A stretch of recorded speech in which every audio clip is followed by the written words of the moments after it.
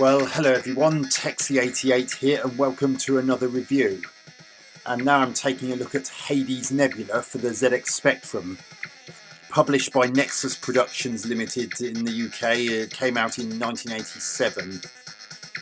It's a vertically scrolling shoot 'em up.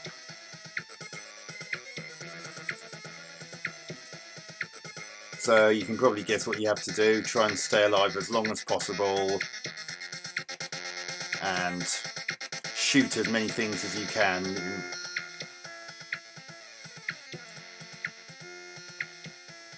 Before you get shot down yourself. And this is quite a nice tune playing, considering this is a 48K tune. But enough of that. Let's get on with the game. So if we can, the standard keys are QAOP space, but you can redefine them. Up, down, left, right. I'll just use my usual small spaced out. Huh. I like that star effect in the background. That's a nice touch.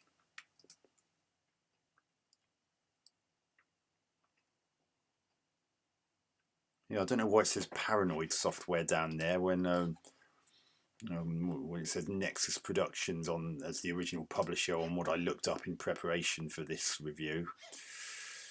Never mind. Start game. So you've got 5 lives shown in the bottom right corner. Uses the full screen, largely monochrome, as is quite often the case for ZX Spectrum games. What?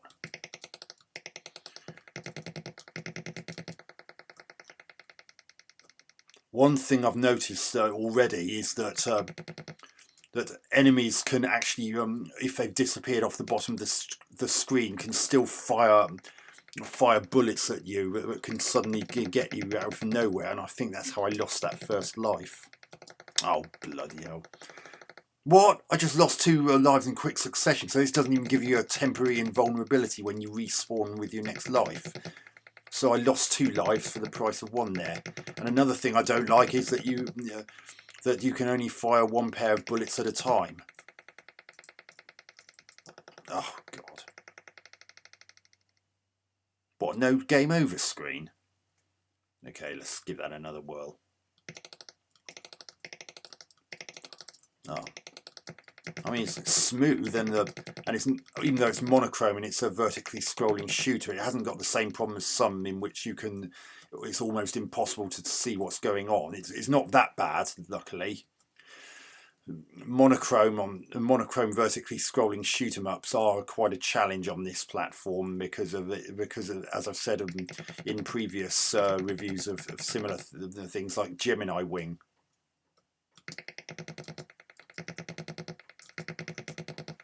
But I've noticed you can actually shoot the bullet things that come towards you, and they're quite large, so they're less likely to blend into the background the way that can often be a problem on Spectrum scrolling shoot shmups.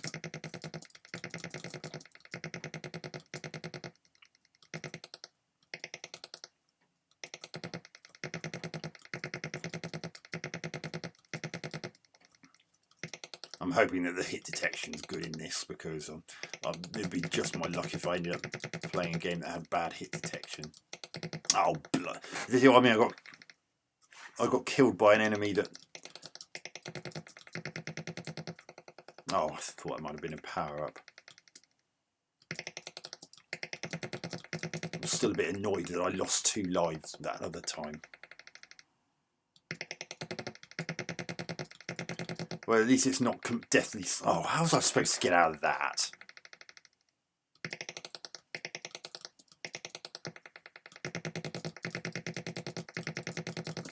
Oh, why do the bullets the fire have to be spread so far apart? So they can, when you're trying to shoot something that's right in front of you, it doesn't work because it just completely misses.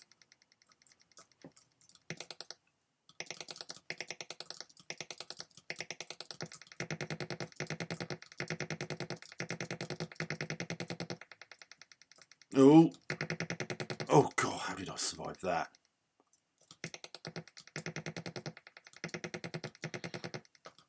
Well, one thing, that a power up? I don't know. Graphics are quite nice despite the monochrome. I mean, the ship that you control is nice and is fairly big, and the pace of the what? I don't know what happened there.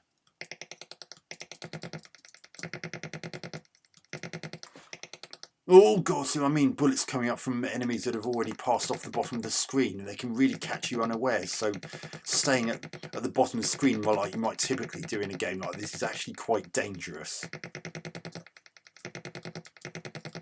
But when you've got enemies coming towards you from the top of the screen, it doesn't leave you with a massive amount of choice either.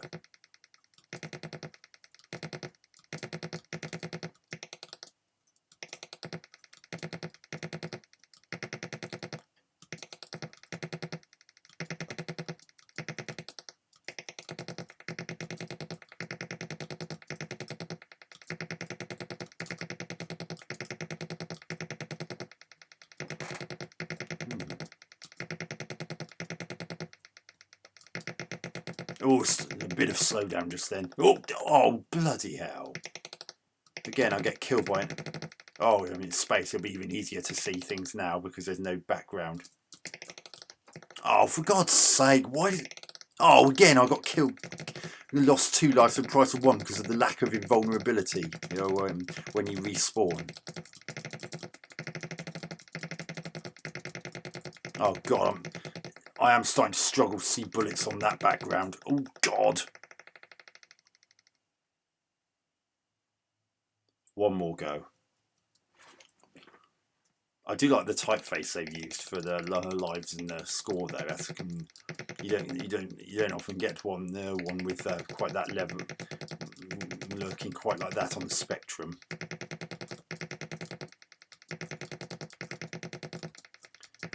Kind of reminds me a little bit of the Helvetica typeface.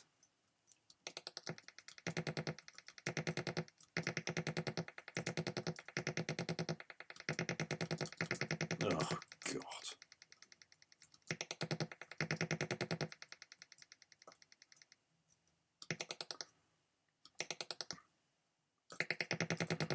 Oh, blimey, now what?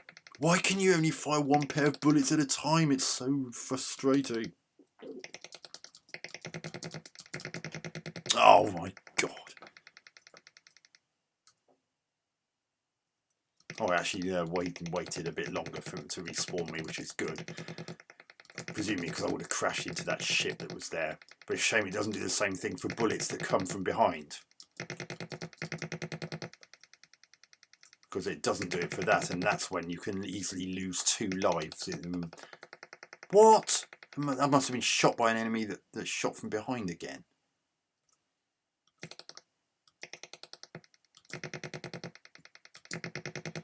Yeah, the overall pace of the game is a bit slow. Oh, damn you!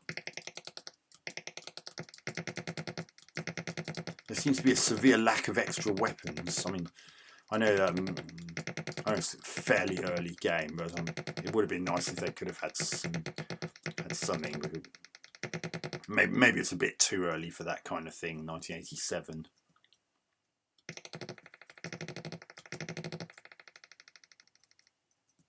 Last life now, though. That's the only down. Oh, damn it! So that's Hades Nebula for the ZX Spectrum. Reasonably competent shoot 'em up. It's okay. Scrolling's nice and smooth. Graphics are nice and detailed, and there were very few points in which I couldn't see what was going on because of the age-old problem of Spectrum vertically scrolling shooters having backgrounds that sometimes interfere with the sprites. That wasn't nearly as problematic as in some other similar games of its type, and it used the full screen, which is a plus in there. And the ship you control was well drawn as well, and I like the typeface they use for the score and the life marker. Generally, everything moves smoothly. Little bit of slowdown when there's a lot on the screen. sound effects have just got the explosion sound effects and bullet sound effects and that music at the start, which is quite nice. And other than that, given that it's a 48K Spectrum, you can't expect too much.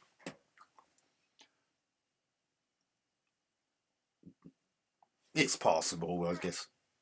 Gameplay, well, the controls are responsive enough, but there are some niggles, which I've already pointed out. But although it uses the whole of the screen, the overall pace of the game is a little bit on the slow side. It's a shame it's not a fraction quicker, especially as some of the ships move quicker than your ship does, which isn't ideal.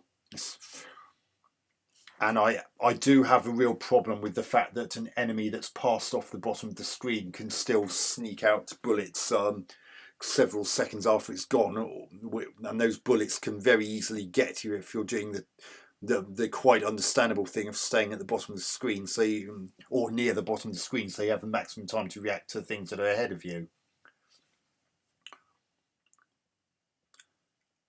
And there were those occasions in which I got killed a second time immediately upon respawning.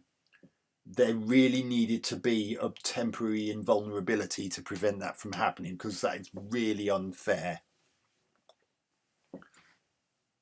I mean, that actually happened on 2 of the 3 run-throughs that I did in this review. So it's not like it's particularly uncommon, but something really needed to be done about that.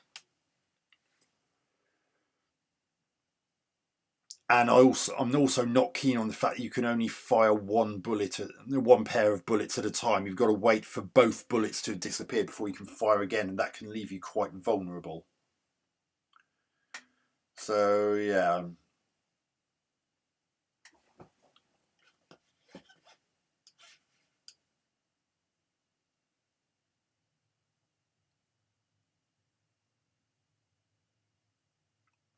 I mean, the instruction manual says about picking up weapons to make a mega ship, but I couldn't see much in the way of pickups in this. I mean, occasionally those tower things spawn something out which sort of slowly edge their way down to the bottom of the screen, but apart from that, I didn't really see anything.